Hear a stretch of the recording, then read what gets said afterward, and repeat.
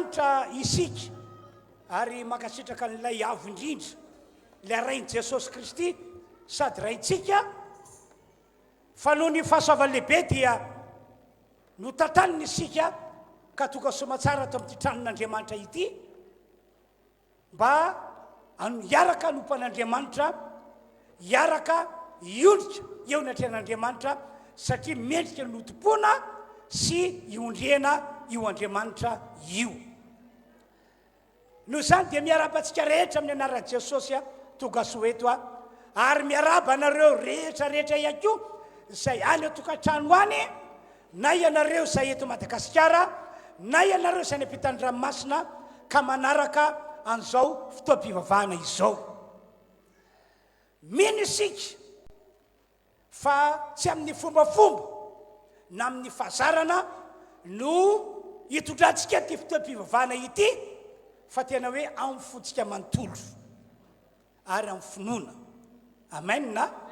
Amen na? Ka ho fisaorantsika an'Andriamanitra dia andao hiteka farazay mafy isika. Raha mbola misy teka amirefitrefitra akoatra zany dia ataoviany. Jesosy, Jesosy, tia anay, momba anay, mandrakizay, sady zany ve. Alleluia! Nitera sy niady ary ny voninahitra atolotra ho an'Andriamanitra ray zanaka ary fanahy masina. Andao hivavaka tsika amin'izao fotoana izao dia apetrao amin'ny fonao tananao fa hivavaka amin'ny fontsika manontolo isika. Hitsodrano, hirarisoa ny fotoam-pivavahana izay tanterantsika androany. Ka rehefa voatsodrano, voatsodrano ary nahazo firaritsoa dia isika ihany no handray fahasoavana ao anatin'izany. Ray malalo, misaotra anao zahay amin'ny anaran'i Jesosy, mameno voninahitra anao zahay no ty androandroany ity, andro ray lehibe ahafahanay manompo anao eto amin'ny toerana ity. Koa dia mivavaka aminao amin'ny anaran'i Jesosy zahay mba hoe ho an-tananao ane ty fotoana ity, ho fahasoavana lehibe ane ny fiainanay fiangonana ary ny tsiraray avy aminay dia iona aminao tokoa androany. Reo devoly ratsy toetra mikasanao zavatra ratsy, didina amin'ny anaran'i Jesosy miala, didina amin'ny anaran'i Jesosy miala. Tsy manana fahefana eto ny devoly fa ny fiarovan'Andriamanitra ane ho aminay rehetra amin'ny anaran'i Jesosy no anaovana vavaka. Misaotra Tompo. Amen. Hitsangantsika dia horaintsika mpitiavan-tanana ny mpitarika fiderana amin'ity androany ity. Ny teka izay ataonao dia ataovy ho an'i Jesosy ho fanomezam-boninahitra ho azy. Halleluia!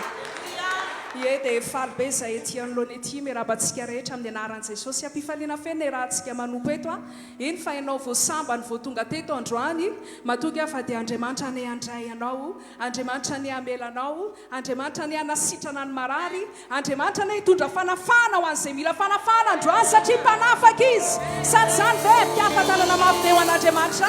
nomeo voninahitra ny Andriamanitsika. Eo ihany koa isika rehetra izay any an-tokantrano any dia miarabantsika rehetra amin'ny anaran'i Jesosy zay. Ianao ihany koa vaozao voasamba ny samba ny voananjony FOTOAM-BAVAKA teto amin'ity toerana ity matoga fa ho tahina amin'ny fomba miavaka ianao satria Andriamanitra dia mitaka izay manompo azy. Mpiafatanana mafy ho an'i Jesosy hatrantsika. Tena mendrika omena fidenana amin'ny alalany fitiafatanana ny Andriamanitsika. Sady zany ve? Halleluia! Alohan'ny iderahantsika an'Andriamanitra dia mbola tia-pahery ianao androany hoe mendrika loatao ny fisaorana isika. Ka alohan'ny iderahantsika an'Andriamanitra dia tia misy teny anankiray eo amin'ny Salamo 104 dia mivaky toy izao amin'ny anaran'i Jesosy. Midiry eo amin'ny vavahadiny amin'ny fisaorana ary eo akanjany amin'ny fiderana,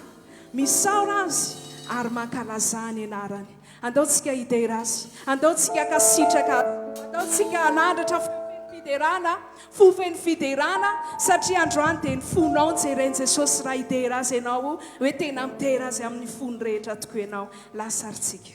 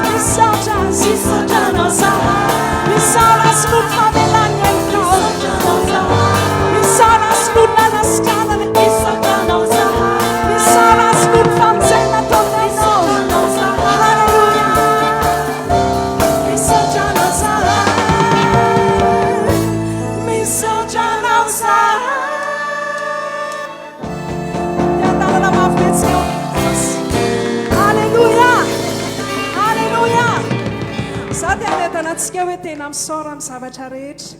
tena zany mihitsy sa tsy zany ve satria nahoana ny ilazako anao an'izany a raha tia taona ity mijerena be dia be ny famatao fa ianao mbola io hatramin'izao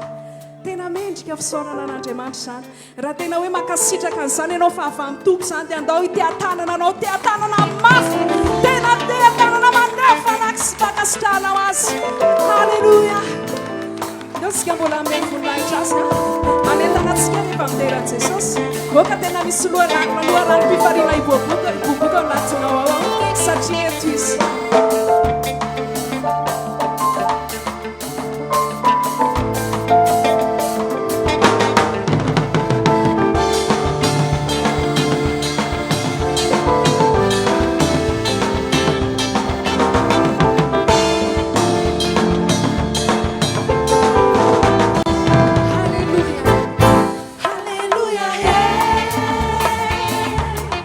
Hallelujah,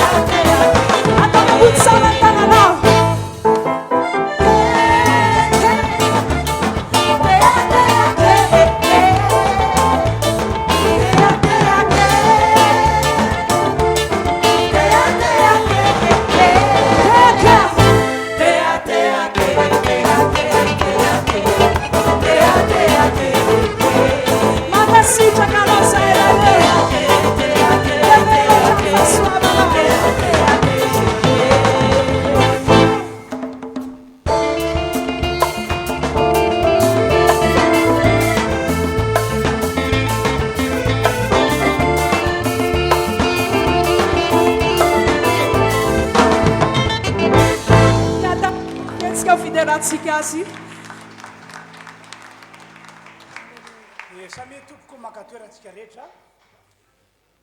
dia fampahatsefana kely moa aza dinony manao arivava sorona zany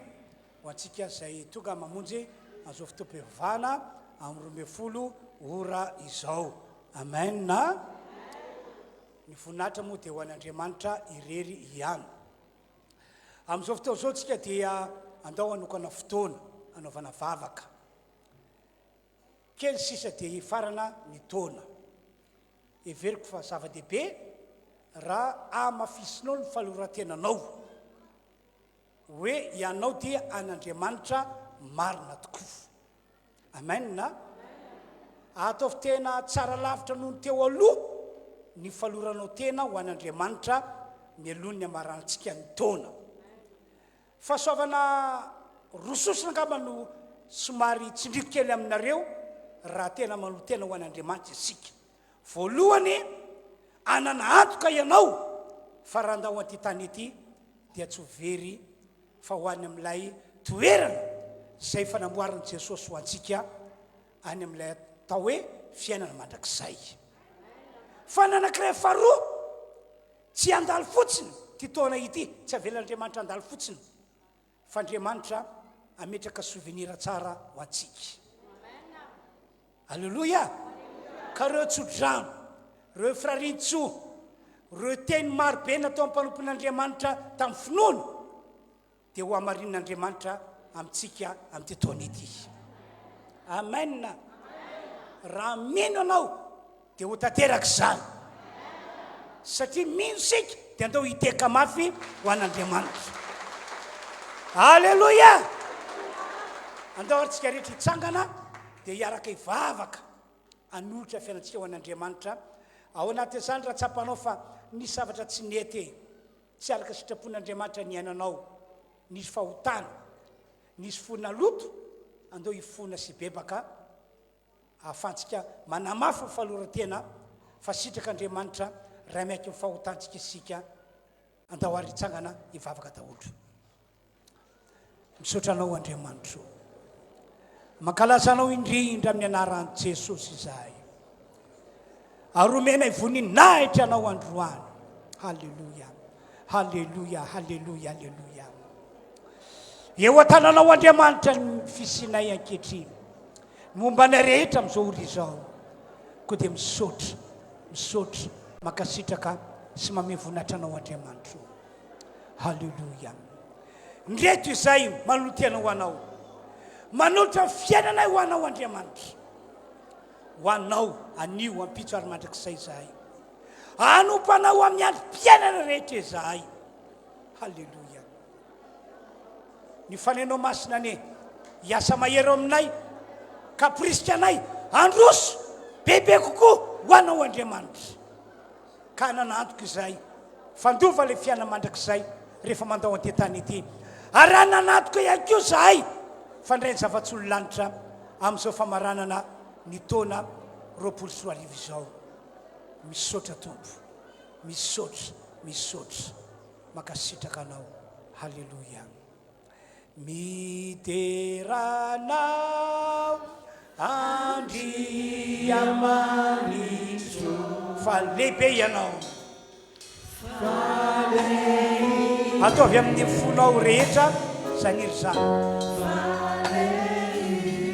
miteranao Andriamanitra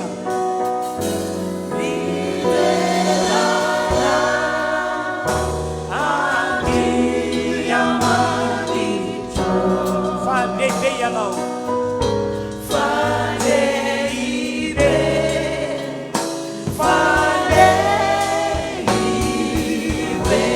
miteranao Jesosy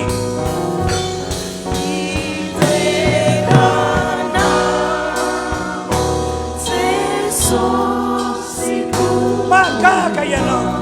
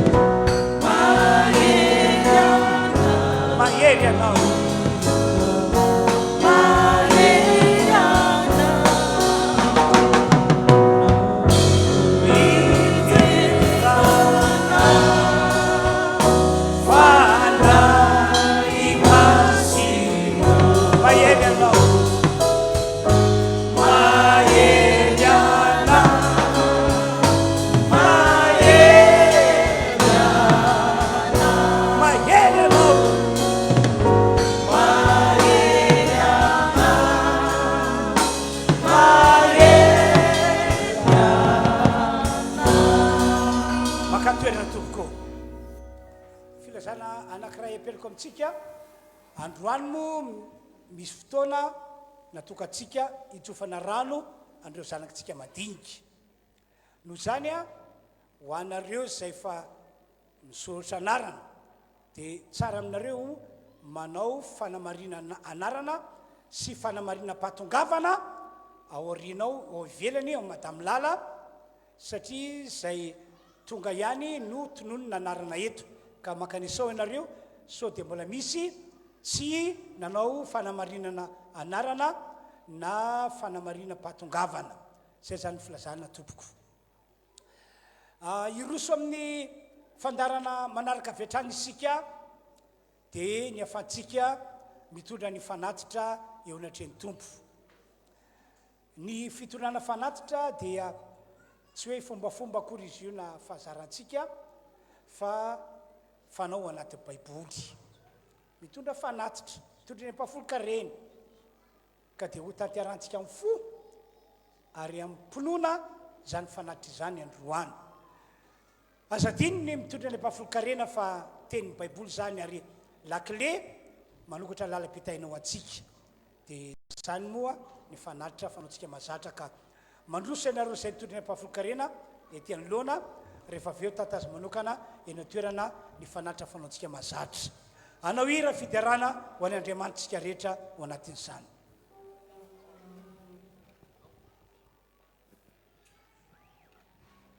efa tonga dia afaka mandroso ao anatin'izay tsika dia ira hoe izay mamela ny eloko rehetra ka mendrika ny saoran'andriamanitra misy saora ary jehova ny fanahiko ary aza misy atononao ny fitahiny rehetra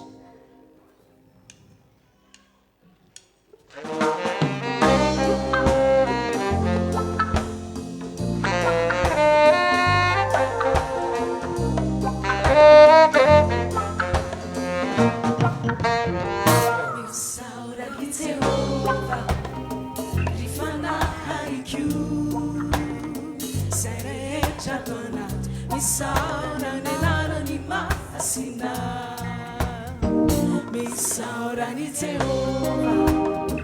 rifana haiku, hasamisa dimuna, ifita ileja.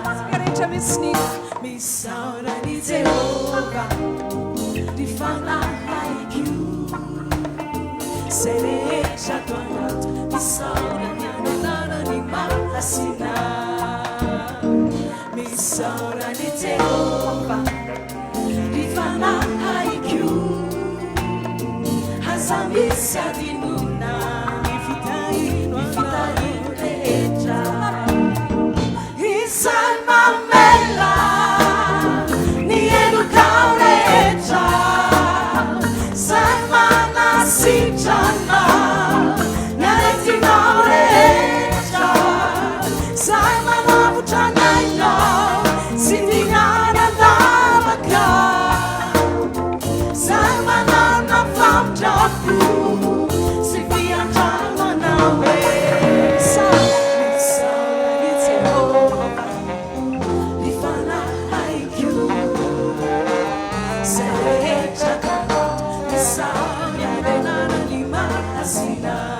Porque não tem nem som de floresha.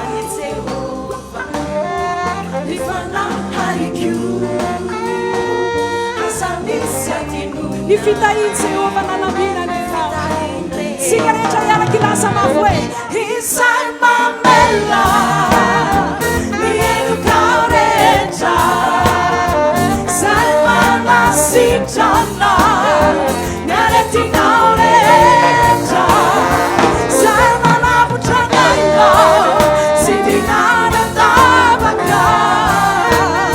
sai manarna famjaku,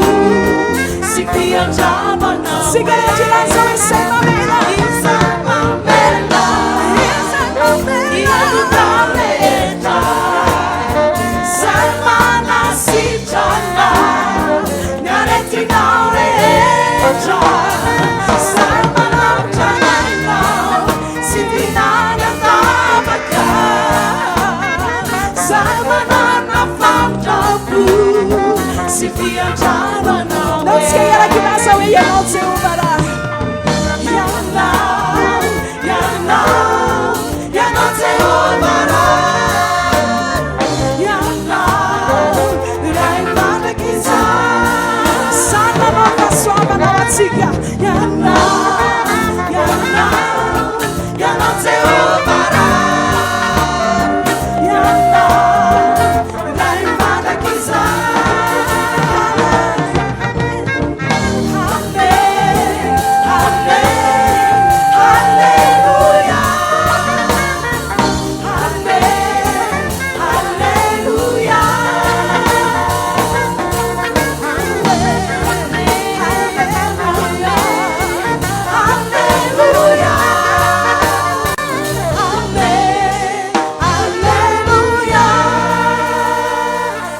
fisaotra ny Jehova ny amin'ny sorehetra nataony antsika. Halleluja.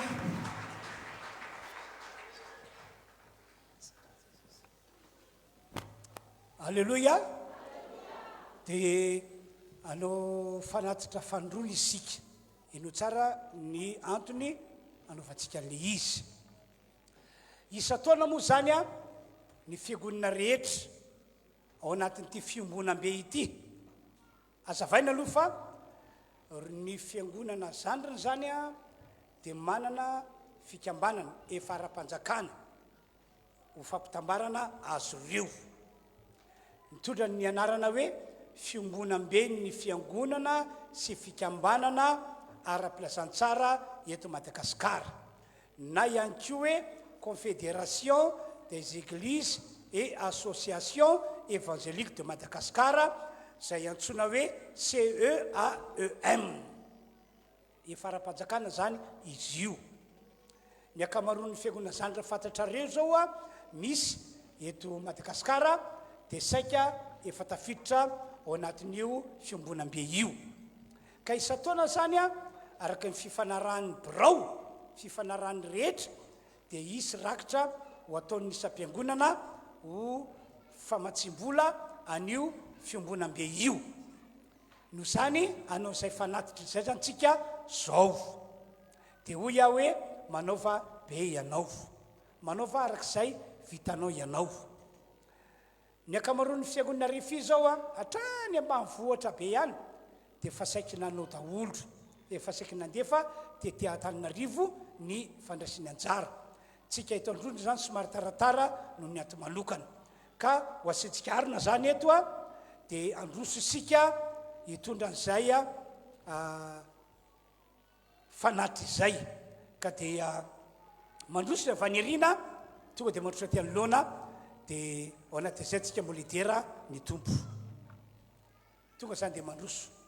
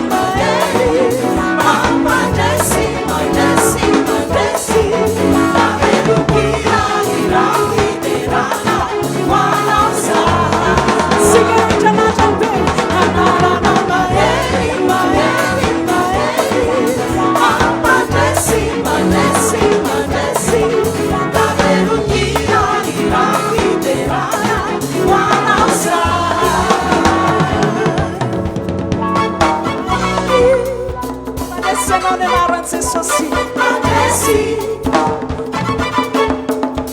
mahery mandresy anarana mahery anarana mahery mahery mahery mampandresy mandresy mandresy kaverukira ira fiderana wanauza anarana mahery mahery mahery mampandresy mandresy mandresy kaverukira ira fiderana wanauza wanauza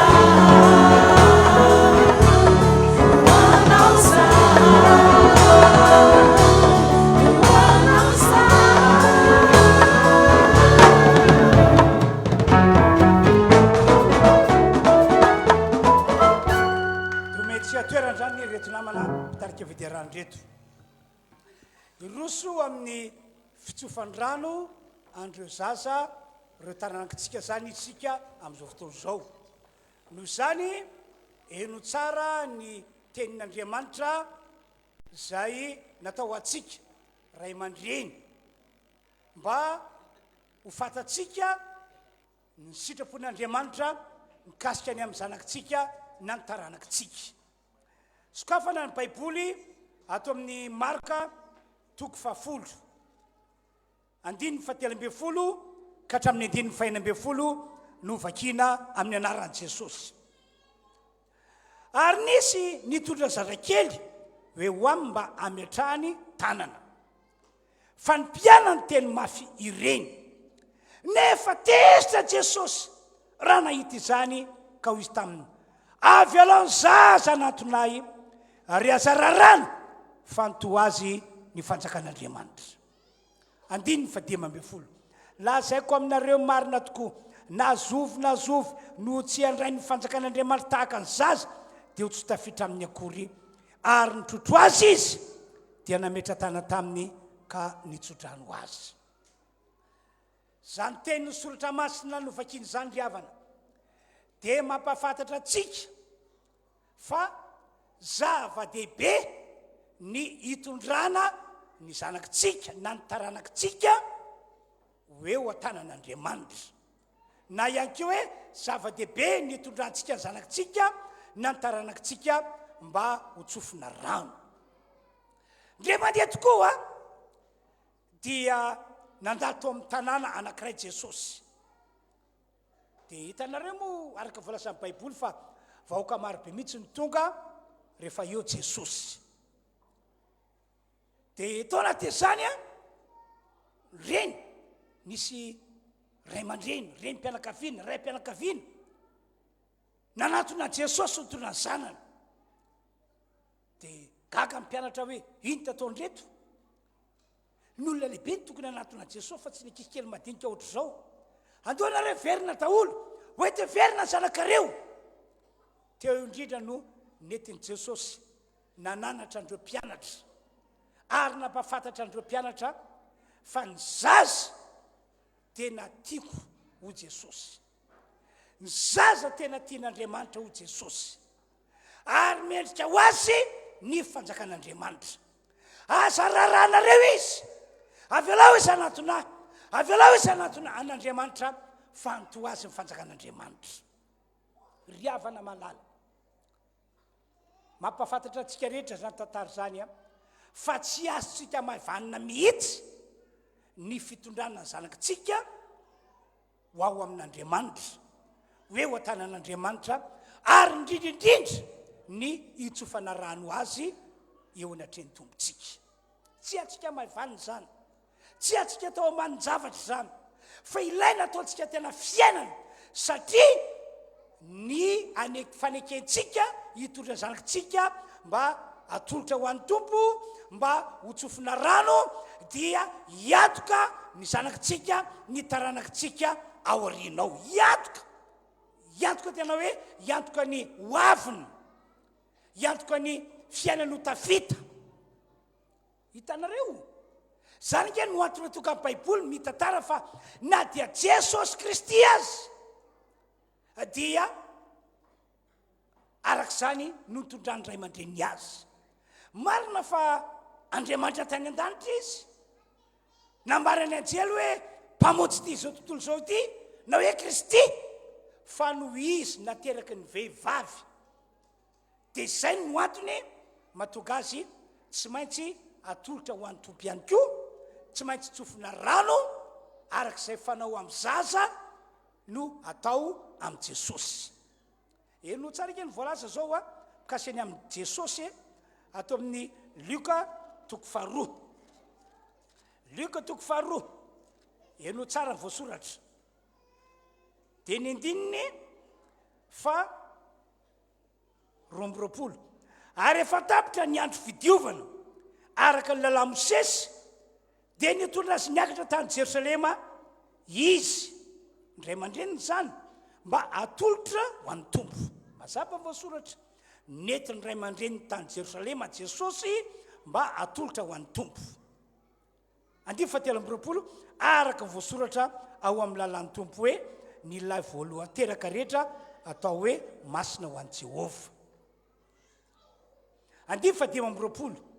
ary indro nisy lehilahy atao hoe Simeona tao Jerosalema, ary marina sady vavaka tsara zany lehilahy zany, ka niandry ny fampinonana ny Israely. Ary ny fanahy masina dia tao aminy, ary efa nambara ny fanahy masina taminy fa tsy ahita fahafatesana izy mandra-pahitany ny Kristy ny Tompo. Ary nety ny fanahy masina niditra tao akanjan'ny tempoly izy, ary efa nampidiriny ray aman-dreniny Jesosy zaza mba hanaovana araka ny fomba lalàna ny amin'ny zaza, dia nitrotro azy izy ka nideran'Andriamanitra nanao hoe Tompo, ankehitriny ny mpanomponao dia alefanao amin'ny fiadanana araka ny teninao. Fa ny masoko efa nahita ny famonjenao zay namboarinao teo anatrehan'ny firenena rehetra, dia fahazavana ahazava ny firenena sady voninahitry ny Israely olonao. Dia gaga ny ray aman-dreniny no ny teny ilazana azy, ary Simeona nitsodrano azy ireo ka nanao tamin'ny Maria reniny zaza hoe indro ity zaza ity no voatendry ho fanindavona sy ho fananganana ny maro ao amin'ny Israely ary ho famantarana ho lavina. Raha fitinina dia zay nety ny ray aman-dreniny tao Jerosalema Jesosy mba atolotra ho an'ny Tompo, mba ho tsofina rano. Lay mpanompon'Andriamanitra atao hoe Simeona no nandray an'i Jesosy, dia nitrotro an'i Jesosy, dia nametra tana taminy ary nitsodrano azy, na ihany koa hoe nandray an'i Jesosy, nitrotro azy, nametra tana taminy ka nanolotra azy ho an'ny Tompo, ho an'Andriamanitra. Ry havanao, matoa tantarainy zany tantara zany araka voalaza anaty ity baiboly ity, dia manana lanja lehibe eo anatrehan'Andriamanitra ny fitondrantsika zanakitsika na ny taranakitsika mba atolotra ho an'ny Tompo, na ihany koa hoe mba ho tsofina rano. Ary eto dia mampahely, aza mba kivikivy mihitsy anao raha sanatry ka hoe nahita andreo zanakao na reo zavikelinao na reo taranakao tateorina sanatry ohatra naditra, nanao tsy fanao, raha tsy fitondran-tena, tsy araky ny eritreretanao azy ny fiainana, tandremo aza mitanondrika, aza kivy, tandremo ny mametsina an'Andriamanitra. Efa natolotra ho an'Andriamanitra iny zanakao iny, iny zavikelinao iny, iny taranakao iny, Andriamanitra manana hevitra heverana azy. Mety hoe tafita ny devoly ny mission hoe laviny le zaza, resiny le zaza, fa mahery lavitra noho zany ny herin'Andriamanitra zay niasa tao amin'ny mpanompon'Andriamanitra nanolotra le zaza, nantsodrano le zaza mba ho an'Andriamanitra. Halleloia! Asio teka mafy be raha ohatra ka teka ihany ianao. Efa nahita zanaka mpanompon'Andriamanitra tena mahakivy mieritreritra azy eny. Mpanompon'Andriamanitra ny ray aman-dreniny, mpitondra fivavahana ny ray aman-dreniny,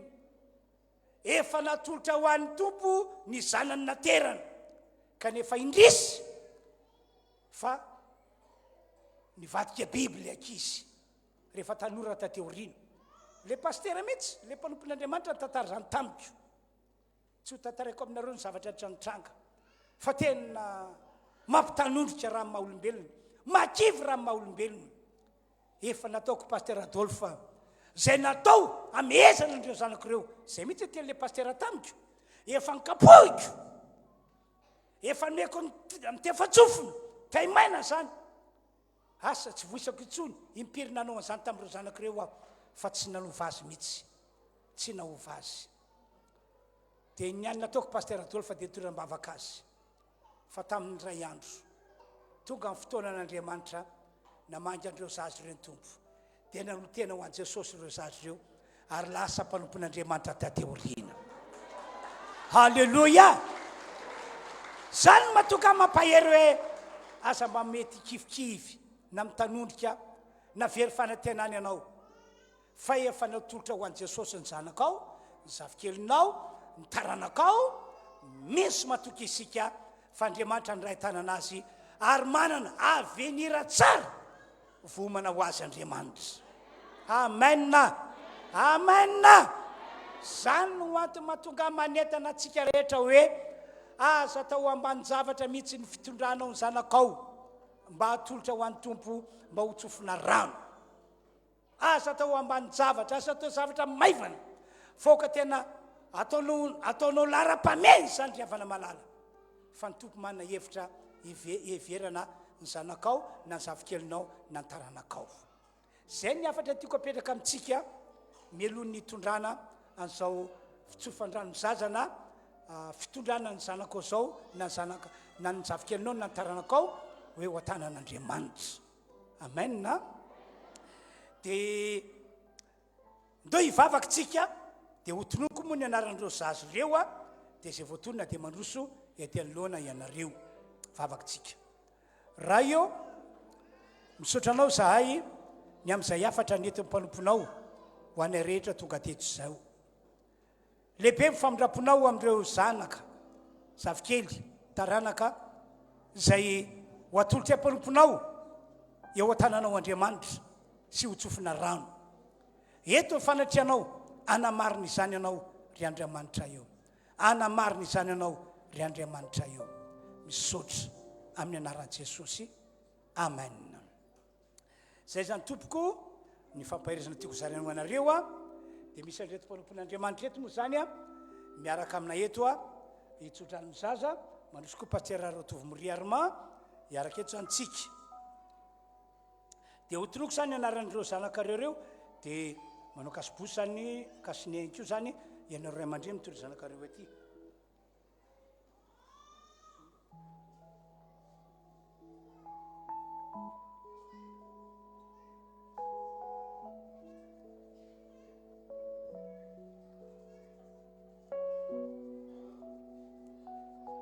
Hotonoko zany anaran'ireo zazy reo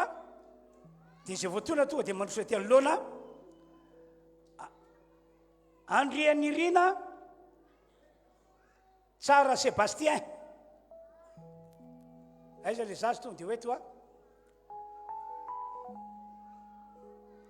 Antsaniana Naziry Divine ataony ianareo nomenjanary savidiniana Anjaratiana. Aiza ny zazany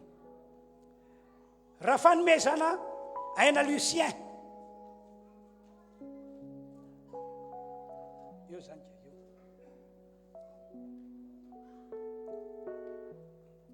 Rajonarso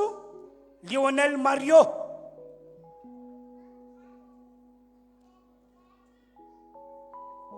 Rajonarso Maminiana Fredino ary Rajonarso Tiavina Fabio.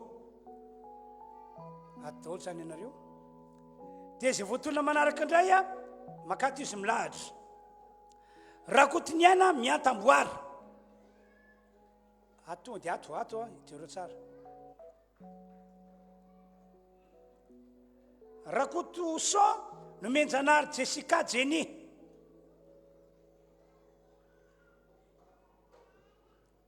raha marson noelitiana fandresena ato daholo a ato raha 900 no menjanary valim-bavaka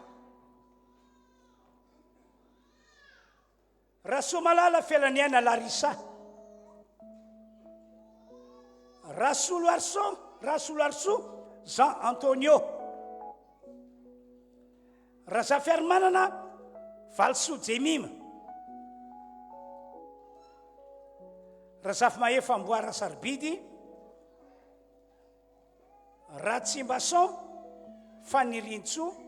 elina reo zany zaza voamarina ny fatokavany teto izany tompoko misy any sotranary anaty fa tsy tonga zany izy dia hitsodrano zany ny tenako ny zaza anankiray voalohany dia orina zay a andray anjara reto mpalompon'Andriamanitra telo ireto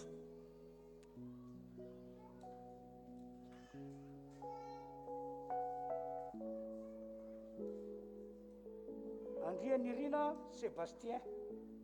amin'ny anaran'i Jesosy no ametrako ny tanako amin'ity zaza ity ka hitsofoko rano azy androany ary atrotro ho anao Andriamanitra izy ny famiraponao Andriamanitra ny ho eo amin'ny tokoa ko zaza ely zaza salama zaza tsy marofy ary zaza eo an-tanan'Andriamanitra no manana zay rehetra mety ozy na avany amin'ny razambe na avany amin'ny ray na avany amin'ny reniny tapako tsy anakera amin'ity zaza ity ary amin'ny anaran'i Jesosy isafidy amin'ny tena matompo izy ary tsy vaky amin'i Jesosy amin'ny tianana Kristus dia mifavalo Kristus dia mena-paisana mitafita amin'izay ataony ity zaza ity amen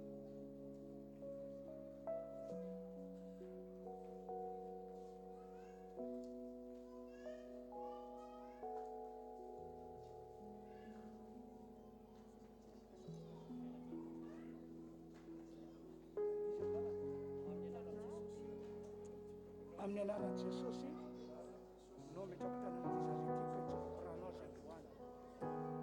zaza salama sy tsy maroa fanentro zaza zao zaza feno fahasoavana ka isafidy amin'ny tena ho anao izy amin'ny andro rehetra terivanteny amin'ny anaran'i Jesosy tompony mandy an'izao zaza zao ka farao matsilozy tapaka nizy na avy amin'ray aman-dreniny foana ny asany devoly sanakelo amin'ny fiainana oravana amin'ny ratsy izy tompo fitahinao ho an'ny fianakaviana ny zaza ity amin'ny anaran'i Jesosy natranao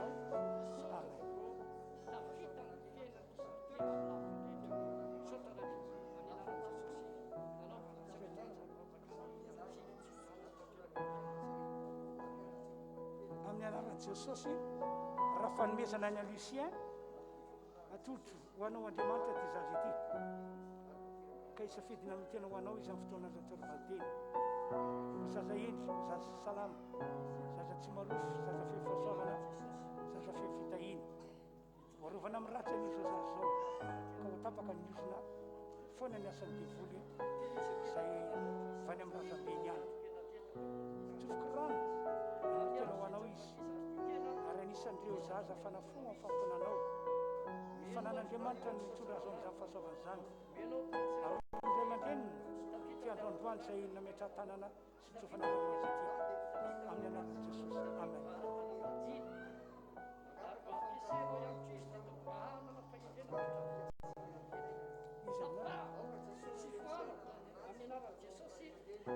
amin'ny anaran'i Jesosy matraka tanako ty zaza ity ka hitsofoko rano azy androany sy andorako azy ho an'ny tompo isafidy amin'ny tena ho an'i Jesosy ty zaza ity amin'ny fotoana azo atorivanteny anisan'ireo olona anompo an'Andriamanitra tokoa izy ary ho fitaovany eo tan'ny tompo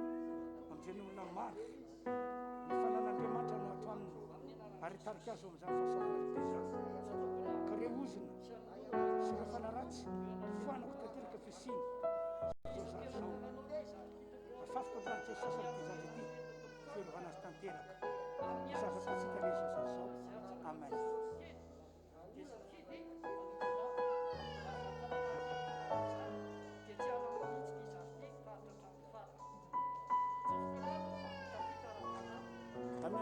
Jesosy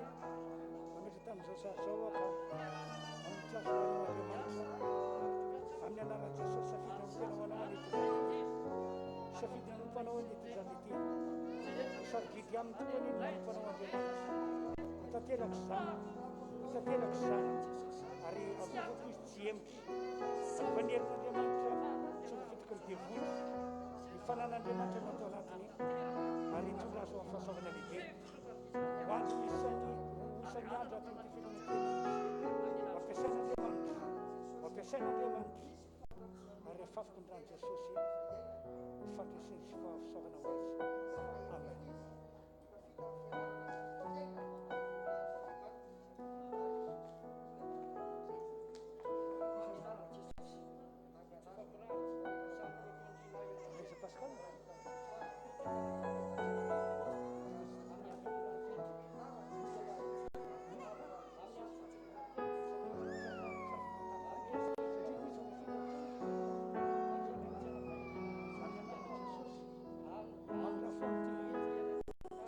Tena Andriamanitra raha fitonoriana ny famitaponao ny hoe ho aminy safidiny tena ho anao izy safidiny hompanao izy afaka izy fona Andriamanitra zay efa niantso famidina hita ilay zany fahasoavana lehibe ny fanan'Andriamanitra miratsakana anotariky azy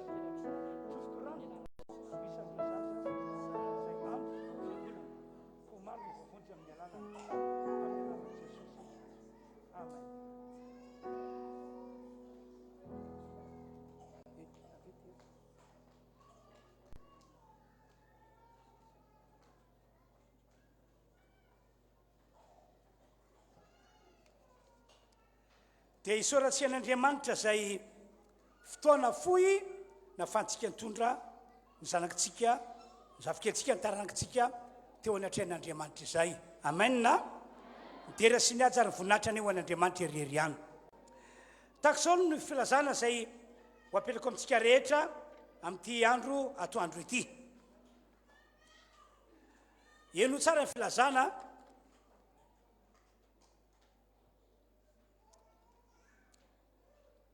amin'ny herin'ny androany fotoan-dehibe satria fotoana atokantsika fiangonana anaovana fisaorana sy fakasitrahana an'Andriamanitra tsy maintsy miroso amin'izany isika. Amen. Ho ampiaritsika ny voalazan'ny Tesaloniana 1:5 manao hoe misaorana Andriamanitra amin'ny zavatra rehetra fa izany no sitrapon'Andriamanitra ho anareo ao amin'ny Kristy Jesosy. Ho antsika izay nandray zavatsoa, nandray fitahiana, nandray valim-bavaka hoe niraradraraka atao amintsika moa ny fitahiana ny fahasoavana tamin'ity taona ity dia tena rariny dia rariny ianao raha ho avy eto amin'ny alahady izao anampololotra fisaorana an'Andriamanitra. Kanefa ihany koa ianareo izay mahatsapa hoe tena mbola ady mbola tolona ny fiainana mbola tena mangity tanteraka mbola tsapa hoe toa varana ny lanitra toa vy ny atao ambanin'ny diaviko ato. Zao no teko aminareo tsy maintsy tonga eto ianareo manao fisaorana sy fakasitrahana an'Andriamanitra tsy maintsy miroso amin'izany. Amen. Be dia be ireo tantara ao anatin'ity baiboly ity hoe Abakoka disy fanantenana ny amin'ny voaliva disy fanantenana ny amin'ny voaloboka disy fanantenana mikasiny amin'ireo biby tao apahitra. Fa zao ny teniny na izany aza mbola hifaly sy ravo amin'ny Jehovah Andriamanitra ozy izy. Zay le toetra tokony hananantsika fiangonana RHEFI eto Androndrakely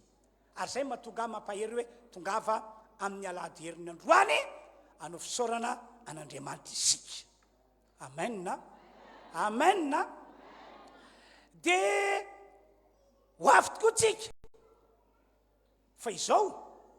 hitondra fanatim-pisaorana ihany koa anefa ilay toetra ny Davida mihitsy no hoentitsika eto. Ahoana o Davida? Inona no havaliko a Jehovah ny amin'ny sorehetra nataony tamiko izy zany namaly hoe hitondra fanatim-pisaorana zay mihitsy zany no ataontsika izy moa normal be raha hoe nandray zavatsoa nandray fitahina nandray valim-bavaka nahazo fahasoavana andraradraraka ianao dia hitondra zavatsoa fa ho anareo zay natsapa hoe mbola ady mbola tolona raha tianao ny anehoan'Andriamanitra amin'ny fahasoavany lehibe aorianan'ny le 20 amin'ny herinandroany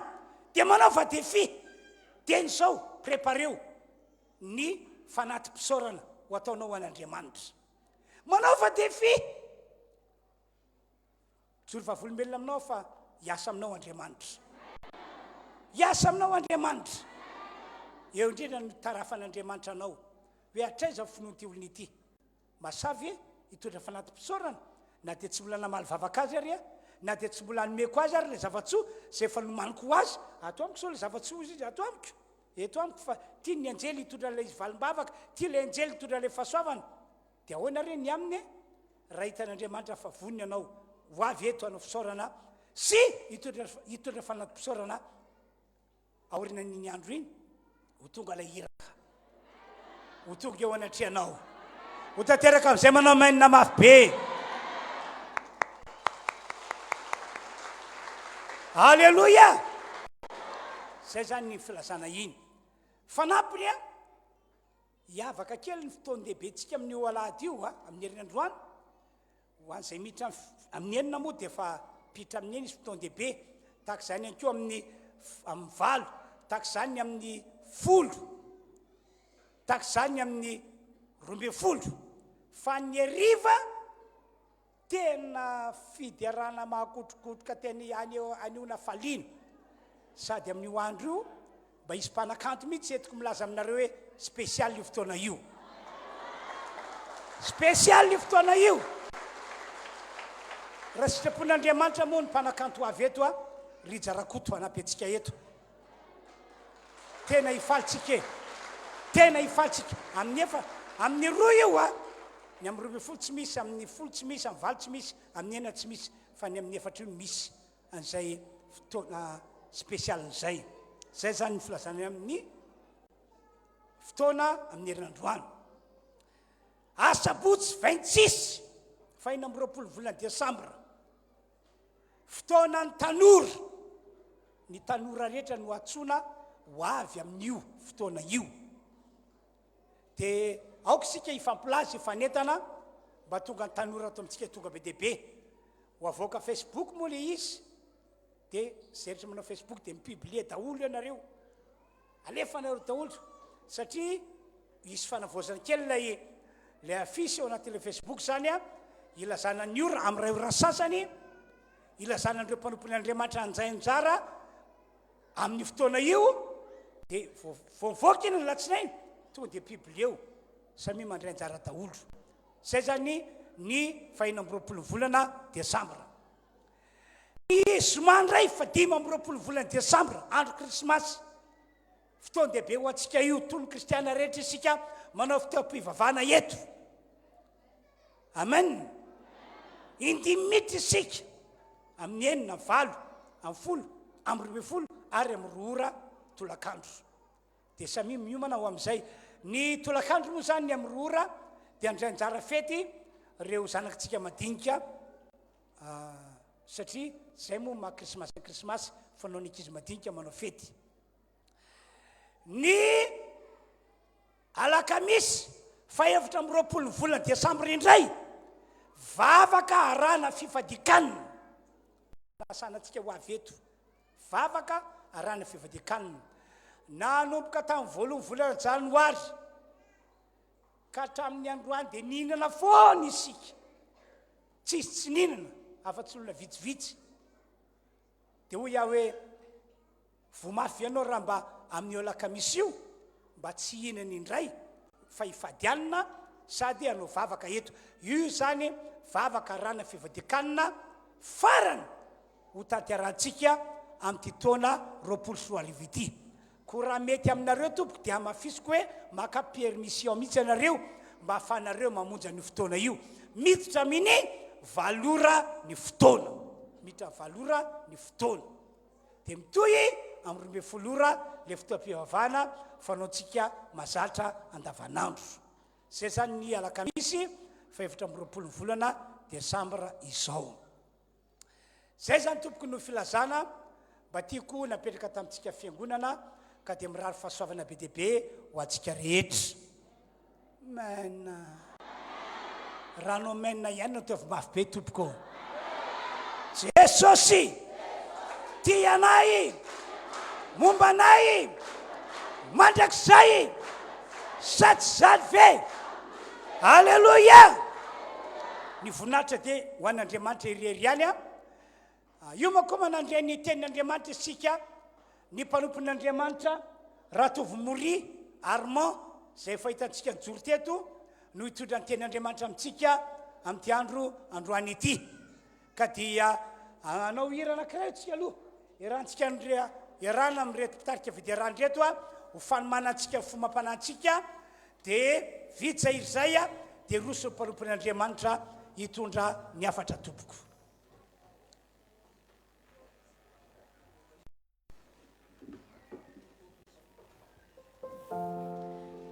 Eo pepetrano hoe antsika dia andao akipitsika masonofitsika angataka masantsika mba izy mihitsy ny anorotorony fontsika ho tonga tany lonaka aniry ao anatinao ny teniny a ary ho tonga mpakatoy ianao fa tsy pihainy fotsiny any asandrato ny tanantsika dia andao angataka ny fanamasina. Halleluia. Sotra naza fanamasina. Tumbuoka siwindrai ni funai arutsai awenai ni fanai masina tunitami pate costa tumbuoka tinuvai ni Tumbuoka siwindrai ni funai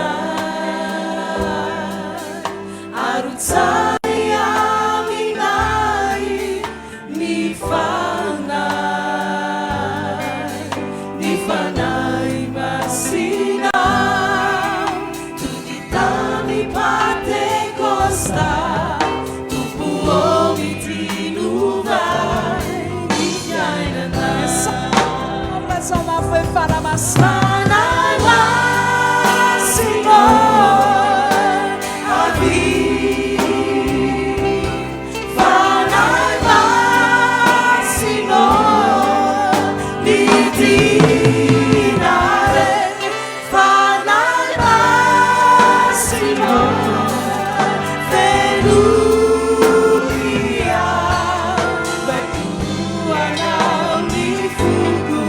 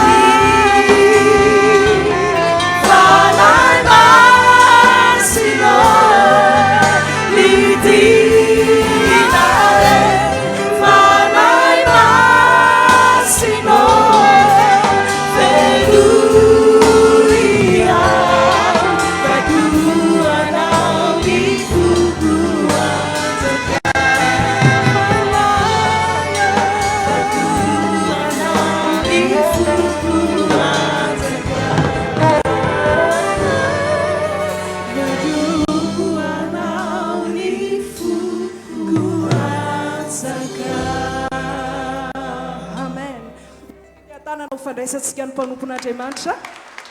Halleluja.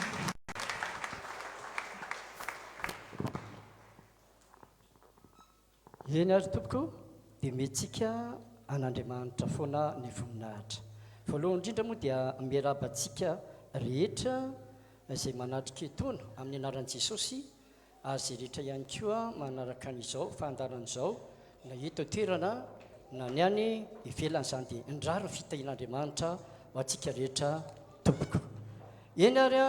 hivavaka ny tenako manoloana ny afatry ny tompo izay napetraky ny tompo atompoko dia oka tena oliana tsara ianao na amin'ny afatra izay napetraky ny tompo atompoko ho zaraina aminao. Hivavaka tsika tompoko. Ray eo mbola misaotra betsaka anao amin'ny anaran'i Jesosy no ny famindrapo lehibe izay menao ka tonga amin'ny fotoana izay ahafahanay mandre ny afatra izay napetraka ato atompoko fanamasina ho zaraina amin'ny isam-batan'olona izay manatrika eto sy manaraka izao fotoana izao. Ianao fanamasina no ampitiany ary ianao no nampiapitan'izany ao ampon'ny isam-batan'olona izay mandre izany, ary mirary aho ary mangataka mba ho tanolonaka aniriny teninao ny fonontsiray aby izay mandre izao teny izao, ary ny teninao izay afafy dia tsy miverany aminao raha tsy mahantanteraka ny asan'izay nahandrana azy ary ambinina amin'izay nandefasana azy. Voatahanao ampanomponao fanamasinao ary voataha ianao ihany koa ny mpanomponao rehetra izay mandray ny afatra ihany koa. Ndranao mandavy fiarovana mpanomponao sy ny fomba fiangonana amin'ny anaran'i Jesosy nanaovana sy ametrahany izany vavaka izany. Sika rehetra araka teny hoe amen. Androantsika dia jery momba ny finoana. Amen. Jery momba ny finoana itsika. Zao tokony hananany olona rehetra manana an Jesosy ny finoana. Misy mantsy karazana pino manana an Jesosy izy, fa le finoana tena tsy ao mihitsy. Ka izay indrindra no antony ampianaran'ny tompo antsika hoe zay rehetra nanaiky an Jesosy, nandray an Jesosy ho tompo mpamonjy ny tena manokana dia tokony toetra tsara ao anatin'ny finoana. Satria ny finoana nge anisan'ny fahalalahidy lakle andraisantsika zavatra eo anatrehan'ny tompo ary anolorantsika zavatra eo anatrehan'ny tompo mba voarain'ny tompo. Jerentsika ny famaritana n'izany atao hoe finoana. Ny famaritana ny atao hoe finoana arak'izay voasoratra ao amin'ny Hebreo 1:20 dia hoy le ten'Andriamanitra amin'ny anaran'i Jesosy manao hoe ary ny finoana ny fahatokinany amin'ny zavatra tenaina fanehoana ny zavatra tsy hita. Ny finoana fahatokina ny amin'ny zavatra tenaina dia fanehoana ny zavatra tsy hita. Zany ny famaritana ny atao hoe finoana. Ny finoana ihany koa nefa dia azo loarina salan'ity tanantsika ity. Ny finoana tompo dia tahaka ny tanana ampiasaina andray izay zavatra atolotra azy. Izao zao raha manolotra zavatra anao dia tsy maintsy ny tananao no mandray izany. Raha manolotra n'ity baiboly ity aminao dia tsisy afa-tsy ny tananao nampiasainao andray ity baiboly ity. Dia rehefa tsy ao zany le finoana dia tena tsy afaka anaovana inona na inona mihitsy zao famponan'Andriamanitra zao. Tsisy afaka andraisana zavatra eo anatrehan'ny tompo rehefa mameny tompo. Ary izay no mahatonga ny ten'Andriamanitra ao amin'ny Hebreo 2:20 manao hoe fa raha tsy amin'ny finoana dia tsy misy azo atao. Dia mitohy moa azahoana sitraka amin'ny fa izay manatona an'Andriamanitra dia tsy maintsy mino fa misy izy sady mpamaly soa izay mazoto mitady azy. Fa raha tsy amin'ny finoana dia tsy misy azo atao. Rehefa ohatra zany tsy ampy finoana, tsy misy finoana amin'ilay pino dia tsy misy azo atao na mandefa na mamera Andriamanitra inona andraisany an'izany ao le tanam-pinoana ara-panahy tsy misy dia tsisy misy azo atao mihitsy. Fa raha tsy amin'ny finoana tsy misy azo atao. Ny finoana ihany koa dia tahaka ny tanana manolotra. Ity tanantsika ity sady mandray tya no manolotra raha manolotra anao aho dia ny tananao mandray raha ahy ianao tanako kosa mandray dia ny finoana kosa no dia tahaka an'izany hoe ny finoana dia tahaka ny tanana manolotra isika rehefa ohatra misy zavatra hoe tsika mambavaka eo anatrehan'ny tompo ahoana ozy ny tompo ianareo zay miasa fatratrasy mavesatra entana dia makanesa ty amiko fa zany no hanome anareo fitsara dia le eta mavesatra ao aminao maro karazana inona aby ny eta mavesatra ao aminao misy koa manana fanahiny misy zavatra mba angatahana eo anatrehan'ny tompo zany rehetrarehetra zany a dia ny finoantsika ny etitsika manolotra an'izany eo anatrehan'ny tompo dia tahaka ny tanana manolotra an'ilay izy eo anatrehan'ny tompo zany a ilay finoana ananantsika ny finoana dia tahaka ny tanana mandray ny finoana dia tahaka ny tanana manolotra ary izay no mahatonga ny tenin'Andriamanitra any amin'ny Marka 12:24 rehefa manolotra zavatra eo anatrehan'Andriamanitra tsika avy amin'ny alalan'ny vavaka dia fatritsika nge io tenin'Andriamanitra io amin'ny anaran'i Jesosy manao hoe na inona tonononareo amin'ny fivavahana sy angatahanareo dia maninona ozy dia mino tanao mipetraka ilay tanana manolotra dia mipetraka ihany koa ilay tanana mandray mino fifanandray ianareo dia ho azonareo zany raha tsy amin'ny finoana dia tsy misy azo atao na ny fahandraisana na ny fanomezana ny fangatahana izay ataontsika eo anatrehan'ny tompo na amin'ny fandraisana na amin'ny fangatahana tsy maintsy mampiasa ny finoanao ianao amen zay satry amen na amin'ny fandraisana amin'ny zavatra rehetra zay omeny tompo tsy maintsy mampiasa ny finoanao ianao na amin'ny entinao anatrehan'ny tompo angatahana eo anatrehan'ny tompo tsy maintsy mampiasa ny finoanao ianao no izany tompoko betsaka ny kristianina indraindray a ohatran'ny samby drivotra fotsiny amin'ny famponen'Andriamanitra fa sady tsy mandray ny zavatra apetrany eo ny tompo tsisy varana tsisy vanim-bavaka ary misy aramoa fampahirezan'izay a men'ny mpanompon'Andriamanitra anankiray dia ozy izy hoe na iza ozy mpino ilaza ny olana rehetra eo aminy manao hoe mivavy koa ny olana na rabola na ratokantrano amin'ny asa amin'ny fianarana amin'ny orinasa amin'ny aretina ary ho azoko daholo ny tsodrany rehetra ka tsy hanahana izy ozy eo ampony ao fa ino fa ho tonga ny zavatra lazainy dia ho azony zany na iza mpino ilaza ny olana rehetra eo aminy manao hoe mivanina avokoa ny olana eo amin'ny fiainako arabola aratokantrano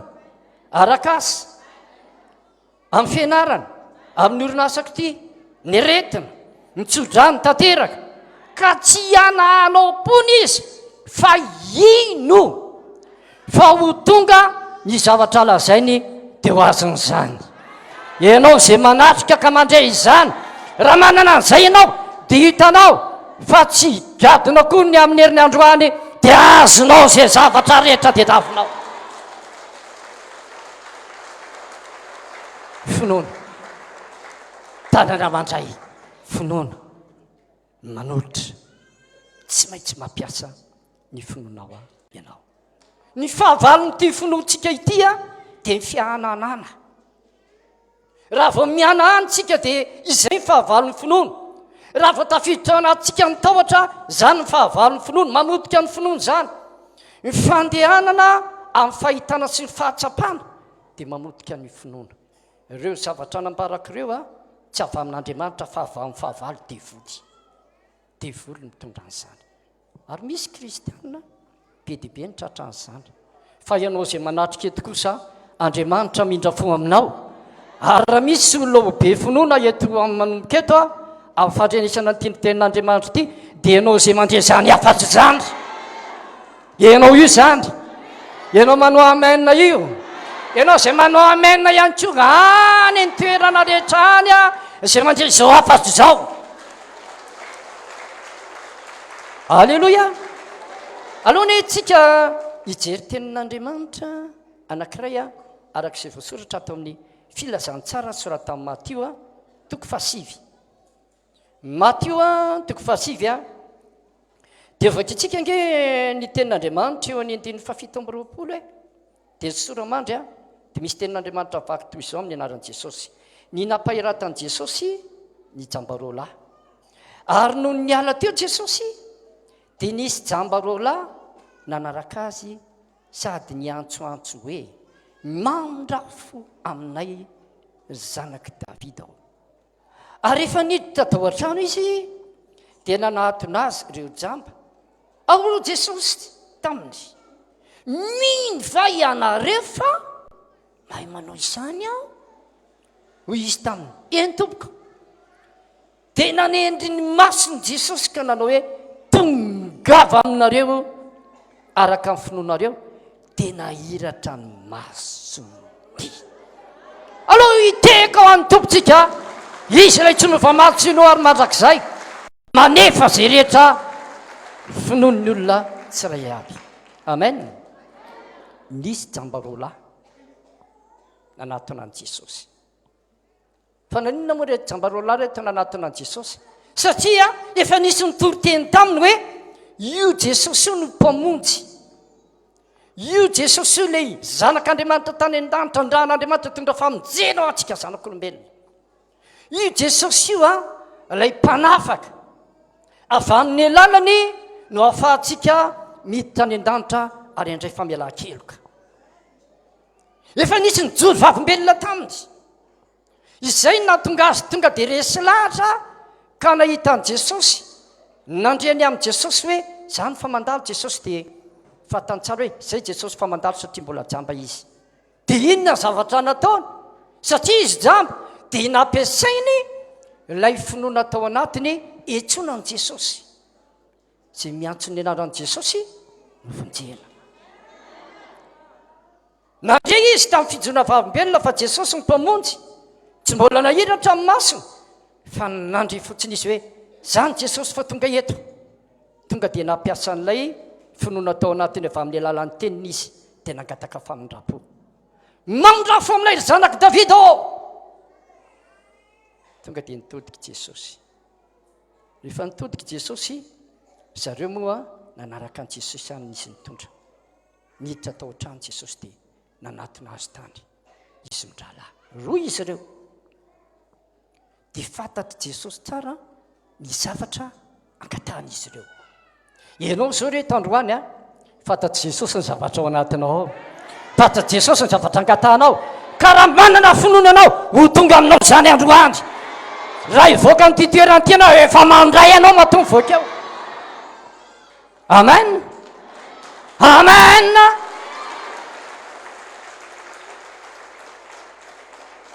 dia ozy Jesosy taminy mino va ianareo mindrahalahy fa mahay mampahiratra amin'ny masonareo mino fe ianareo dia ahoana ozy ny valiny mino izahay fa mahay mampahiratra amin'ny masona ianao zay Jesosy vao nanapa-kevitra metra tanana taminy ka na dia nametra tanana taminy ary Jesosy dia mbola ozy Jesosy hoe ametra tanana aminareo ary aho dia nitongava aminareo araka ny finoanareo dia satria izy mino fa tsy ny tsara velatsy atao anatin'ny marina le finoana miaraka tamin'izay dia nanino nahiratra izy nahita ohatranao zao nahita ohatrana zao tena nahita niendrika Andriamanitra zanaka zay-ndraha namonjy azy izy amen lay finoana tao anatiny no namonjy azy ka napahiratra amin'ny masina ny olona rehefa tsy eo anatin'le finoana nametraha-tanana polo izy ohatra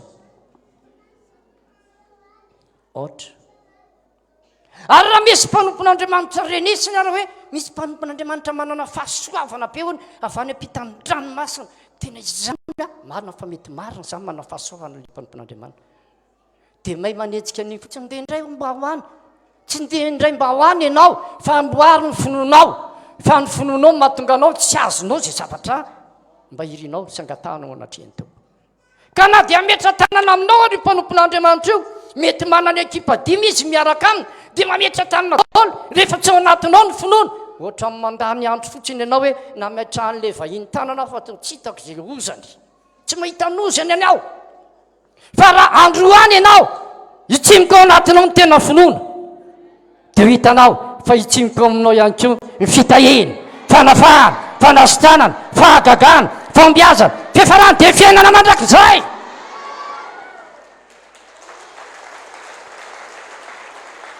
amen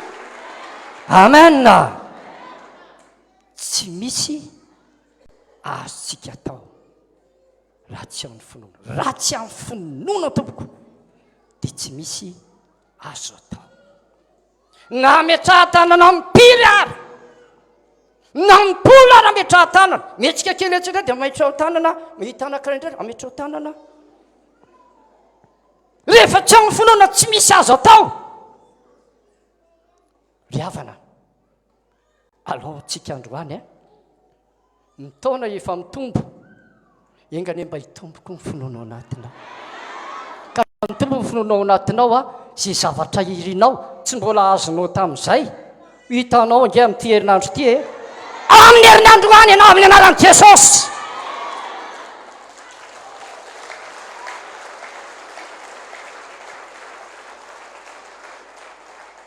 teny tamin'ny fiangonana tamin'ny herinandro ambony satria na ian'ny fijorona vavim-belona natao amin'ny pasteur antsika ray aman-dreny dia nyteny tamin'ny fiangonana tao aminay za teny mpinoana azo fitahina spesial zay nanao amena dia nandray fa zay nytanatana vava tsy nandray tonga le ranabavy talata an'iny fotsiny alahady any teny an'izay talata an'iny le ranabavy tonga nijoro vavim-belona ohatrina ny azy mbola tsy ndraisiny hatramin'izay